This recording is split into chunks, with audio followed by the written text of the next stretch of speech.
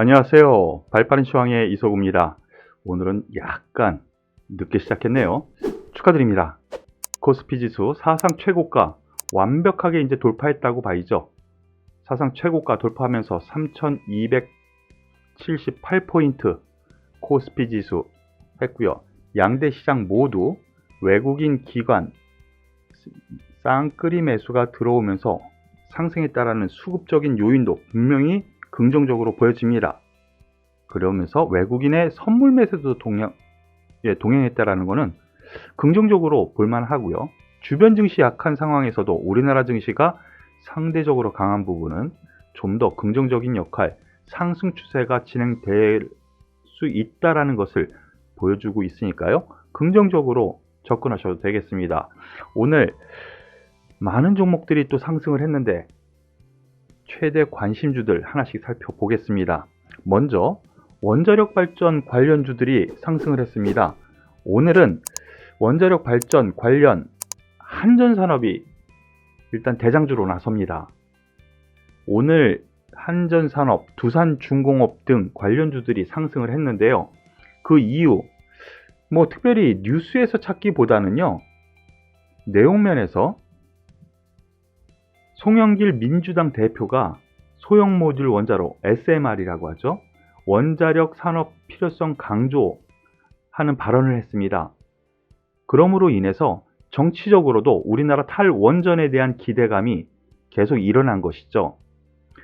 한전산업 같은 경우 한국전력의 자회사인데 원자력 발전 관련주로 분류가 되죠. 중소형주 단에서 흐름으로 이해를 하셔야 됩니다. 후발주고요. 그러므로 인해서 오늘 같은 경우에는 대장주로 상한가 진입을 하는 흐름을 보여주었는데 원자력 관련해 가지고는요, 저는 긍정적으로 봐도 되지 않을까라는 생각이고요. 많은 관심사를 보였었던 두산중공업이 중대형주 흐름이죠. 급등 이후 제가 어저께까지 말씀드렸었던 부분, 이제 바닥은 잡은 것 같습니다 라는 부분에서 오늘 9%까지 급등을 했었지만 상승폭을 약간 줄이면서 마감합니다. 하지만 지지하려고 하는 가격권, 더 이상 안 떨어지려고 하는 가격권까지 와서 반등 흐름이 나오고 있다라는 점, 그리고 외국인 기관의 매도세가 완전히 줄었어요. 오히려 외국인이 오늘은 매수하는 흐름에서 놓고 보면은 공매도도 줄어들면서 글쎄요, 바닥은 잡은 흐름 안에서 원자력 발전주, 관련주 긍정적으로 볼만한 요건 충분하지 않나 싶습니다. 그 관련주에서 한전기술도 같은 맥락이죠. 하나의 테마의 흐름이니까 긍정적으로 보시고요. 중소형주 단에서는 우진이 또 양호한 흐름이죠. 관련주 우진 하나의 테마니까요. 그 중심 종목은 역시 두산중공업으로 보시되, 최근에 단기적으로는 앞서 말씀드린 대장주 한전산업 정도, 얘가 최근에는 분위기를 이끌고 있구나, 이렇게 생각하시면 되겠습니다.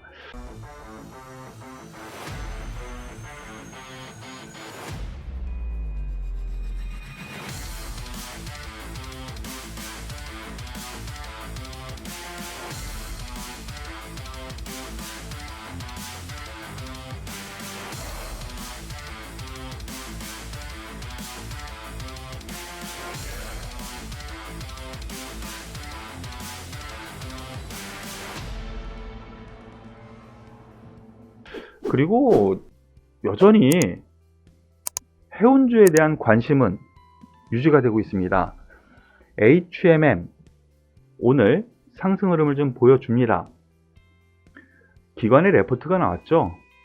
3분기까지 해운주 긍정적으로 보인다. 그런데 그 중에서도 BDI 지표 관련 이슈가 좋다라는 의미의 흐름이 나옵니다. 그러므로 인해서 오늘 펜오션이 주도적으로 뛰쳐나옵니다. 이러한 부분 제가 계속 말씀을 드렸었죠. 그동안 펜오션보다는 HMM이 시중에 이슈였지만은 BDI 지표가 고점을 들이대어 뚫고 급등하는 흐름, 더군다나 HMM은 오버행 이슈가 있죠. 산업은행의 전환 물량 6월 말에 나온다라는 부분, 그런 점에서 놓고 보면은 박스권 안에서 HMM은 보는 것이 맞겠고, 여전히 펜오션이 우위의 주가 상승을 보일 가능성이 있기 때문에 이런 해운주 같은 경우에는 긍정적으로 펜오션 중심으로 보시는 것이 맞지 않을까라는 생각입니다. 이러한 점 염두에 두시고 보시는 것이 맞을 것 같습니다. 그리고 오늘 특징주이고 시장을 받든 종목 중에 하나가 은행주들이에요. 대표적으로 하나금융. 가만히 보시면 근데 박스권 하단부에서 이제 순환매 흐름이죠. 하반기에 금리 인상 기대감이 있다라는 뉴스가 나왔습니다. 근데 이 부분도 며칠 전부터 계속 나왔던 뉴스죠. 그런데 며칠 전부터 흐름을 보면 떨어졌어요. 그런데 기관의 레포트가 또 나왔다라는 부분에서 오늘 힘을 주면서 어느 정도 되돌림을 했다라는 부분으로 보시는 것이 맞을 것 같아요. 지금은 보시는 차트가 하나금융의 차트고요. 그리고 DGB금융이라든가 우리금융이 가장 최근에는 강하죠. 가장 강합니다. 21선을 타고 가는 이러한 흐름 안에서 지금은 대장주가 우리금융지주라는 점, 그래서 접근을 할 거면 우리금융지주, KB금융, 하나금융 이들 종목에 좀 더 관심을 기울이는 것이 맞지 않을까라는 판단입니다. 그리고 가장 궁금해하시는 종목들 하나씩 살펴보겠습니다. 삼성전자, 오늘 1% 올라가면서 삼성전자 최근에 반등 가능성 계속 녹화하고 있다라고 제가 어제 방송에서도 말씀을 드렸죠. 기존 주도주가 순환매로 올라가는 흐름, 그 가운데 삼성전자 긍정적으로 이제 봐도 되지 않겠습니까? 라고 말씀을 드렸는데, 다른 내용의 뉴스보다는요, 일단 이 부분입니다. 화웨이 텃밭 유럽에서 첫 5G 수주했다 라는 부분, 영국의 보다폰이에요. 영국의 보다폰에 5G 장비 공급을 했다는 부분이 어느 정도 호재로 작용한 것 같습니다. 개별적으로는요, 오늘 외국인의 매수가 있었는데 1차 상승 이후 이거 며칠입니까? 근 열흘 동안 조정을 주다가 어저께 올라오는 흐름, 오늘 다시 올라오는 흐름, 바닥은 잡았으되 중장기적으로는 바닥은 잡았으니까 접근할 만합니다. 다만 탄력은 그렇게 크지는 않을 것 같습니다 했죠. 같은 맥락으로 접근하시죠. 그런 맥락으로는 아직까지는 보유, 저점 매수가 괜찮지만 좀 느린 매매 원하시는 분 접근하시라 말씀을 드리겠습니다. 그리고 카카오, 어제 아주 특징적이었죠. 그리고 이슈가 된 종목이었어요. 네이버를 앞서서 시가총액 3위까지 올라서는 흐름이었는데 오늘 잠시 조정을 줍니다. 당연한 결과입니다. 이게 꼭지다? 아닙니다. 제가 생각하기에는요, 사상 최고치 돌파하면은요, 언제든지 조정이 있을 수 있어요. 차트 잠깐 보시면은요, 이만큼 올랐으면 당연히 쉴 수 있죠. 항상 말씀드리지만 5일선까지는 언제든지 조정을 볼 수 있고요.